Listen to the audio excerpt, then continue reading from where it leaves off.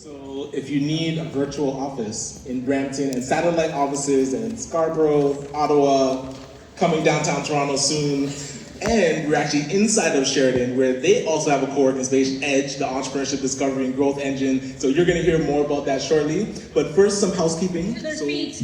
Everyone in the back to stand to your feet. If you could stand, I need you to stand with me. We're about to declare something over our family, our bloodline, our business. AI adoption amongst Canadian businesses have doubled in just 1 year. Goldman Sachs is actually projecting AI will increase global economic output by 7%. And the early adopters are seeing an average return, watch this. So if you haven't adopted AI, of 123% on their AI investment in 90 days. Do you understand what's happening right now in the world? And AI changes that overnight. What used to require us to hire people, we can now get AI to build the right systems in our business. And we can build out AI agents like the Go High Level individual said. We can build out these AI agents to take our business and scale our business. At home, I pour into my son. I tell my son, I need you to own your own business because I don't know how long my life is here. Some of y'all think I'm going to be here for a long time. But every day I make a decision. I wake up and I tell my son, listen, he sees me working so hard and he comes in the room, he says, Mom, is everything okay? I said, son, I need you to lock in, go learn AI. Ownership means building systems and assets that work without you.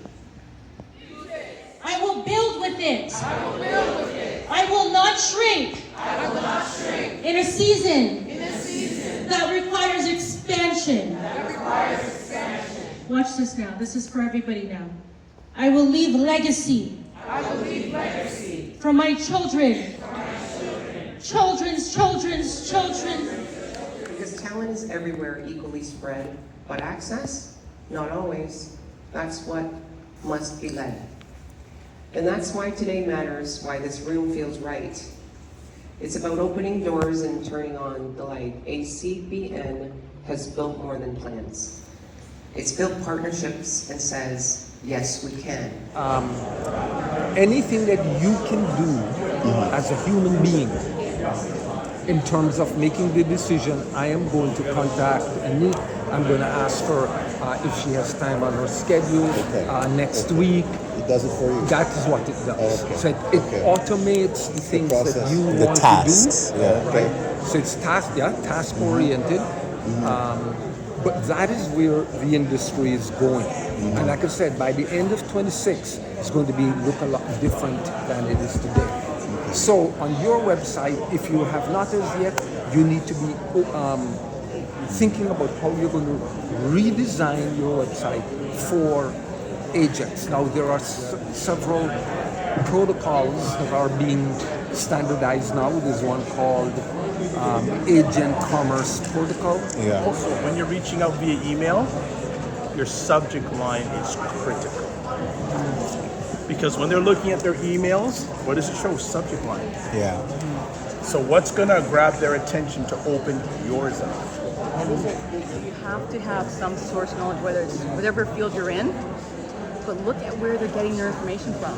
Is it some celebrity blog, or is it from a university website? And even then I've seen inaccuracies. Because I have academic sources that I can tap into. Okay. So that is really, really important. You don't want to also be spreading misinformation. View is that, and you can read this, right? But anybody can be a thought leader today with ChatGPT or Perplexity. You can sound like an expert in anything in 10 minutes. So the only thing that's going to differentiate you from the people who can actually do it. That bias starts at a structural level, not simply the data level.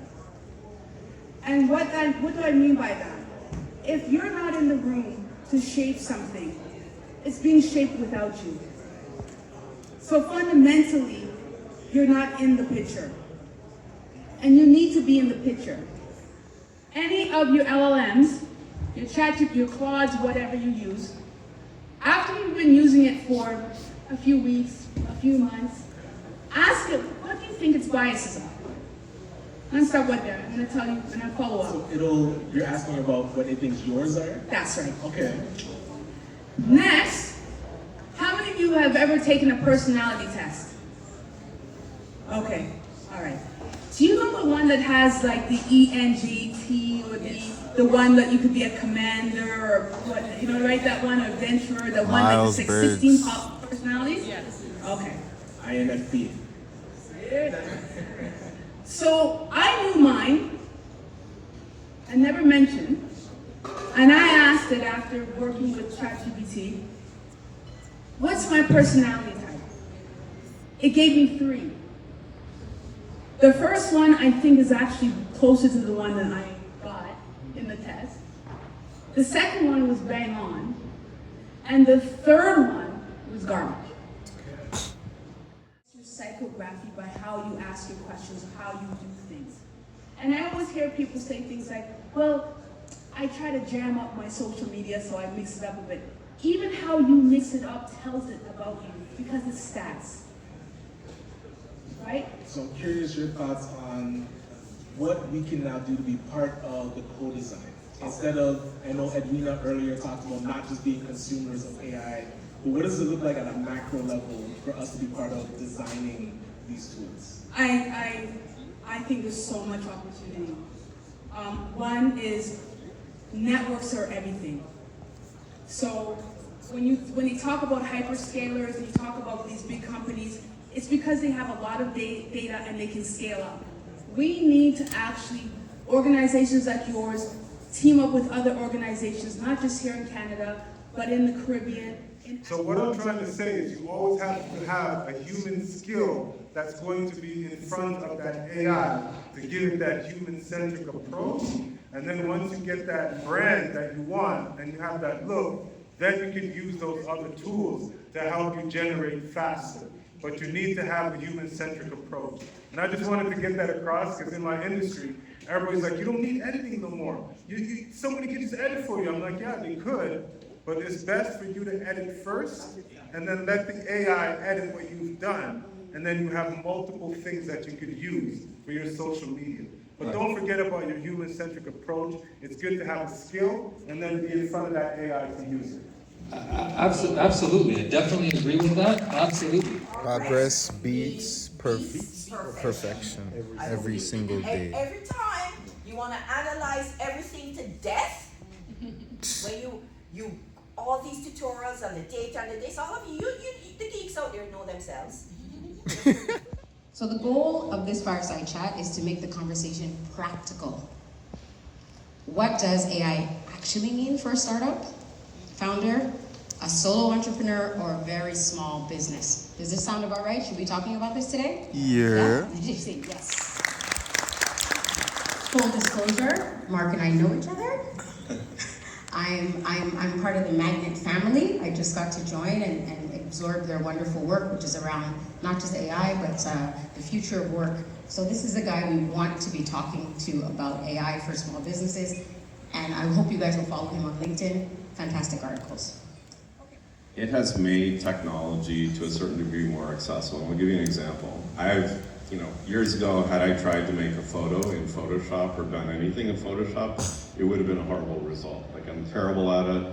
And so I have on my team, I have a number of, graphic designers, right? Yeah. Mm-hmm. But now, I can actually speak to my AI and get an image. It's still not as good as my graphic designers, but it shortens the cycle. So I can now give that to my graphic designer, who's a real expert, who can actually take it to the next level and make my design or product or visualization even better.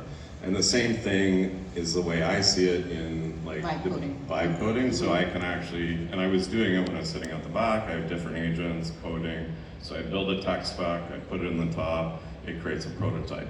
Now that's not a prototype that you would launch as a product. Typically you can use it for your own use on your own system on your own computer, but I turn it over to my dev team, and then now they harden it, the senior developers to build it into the infrastructure. Got you. So it's a much faster prototyping. So it's basically using AI to get, as opposed to trying to describe to the actual person who has the technical ability to get them closer to what's in your head? It's a really famous developer actually coined the term last year. His name is Andre Karpathy, and he was just playing around and getting AI to code. And it first started just coding inside the code base, helping with coding agents, and then it started to become much more competent. And that's, I think, the thing most people are underestimating is how fast it's improving. What's going on, YouTube? You already know we're back with another one because we're still here. Holy. Starting work at 10 p.m. last night to finish at 6 a.m. today. To get here by 9 a.m. is kind of crazy. But it's all good because I got to link up with some of my ACBN and OGs. Yeah, we started this journey a couple years ago now, if not over a year ago. And now we're here. So this is where I need you to really listen to understand how competitive this landscape is now becoming, okay? Because this is no joke. So, OpenClaw launched, I don't know, sometime in was it December or January? It just moves so fast now, I can't even keep up. But again, all enterprises said, hell no, we would never touch this, we ain't doing this. Startups, I know one of them, based in Virginia, created the OpenClaw. So I'm here with Kyle. We'll get connected. Shout out Kyle. Hey everyone, Kyle Thomas, yeah. Say what's up to my channel. He actually just asked me what's the number one lesson I've learned here so far. Right? What's the time right now? 120. It's 1:20. I guess we have 4 more hours of this. I think, apart from get some sleep before you go to events like this, is Yes. I was already down the path of systems, right? I already call myself a system architect. But when Edwina went all in on build the systems so that you don't need to be there, it kind of hit me like a stone wall of bricks. Like, okay, I haven't done that yet. My business right now wouldn't run without me doing A, B, C. So until I'm able to automate or delegate A, B, and C, I don't think I have the business of my dreams because I want it to run in my sleep. I want to sell do-rags and bonnets while I'm sleeping in my do-rag and my bonnet. You know what I mean? So I need to get to that point. So that's one. And another thing a friend over there mentioned is agents. Yeah, maybe you don't need to build one for your business, but you need to know how they work because that's the next frontier. I don't think people will have businesses selling to people anymore. Rather, you'll have agents selling to agents. And that'll be a whole economy. And when you say the agents, you're talking about the AI agents? Exactly. I mean both, because people can be agents too, right? Sometimes you're a double agent, secret agent. Right now, I'm here representing me and my business, but at the same time, I got my brethren's business cards in my pocket. He does post-construction cleaning, so it's like obviously I'm going to try to spread around this as much as possible. Yeah. I think that's enough YouTubing for me. Shout out ACBN, and yeah, catch you on the next one.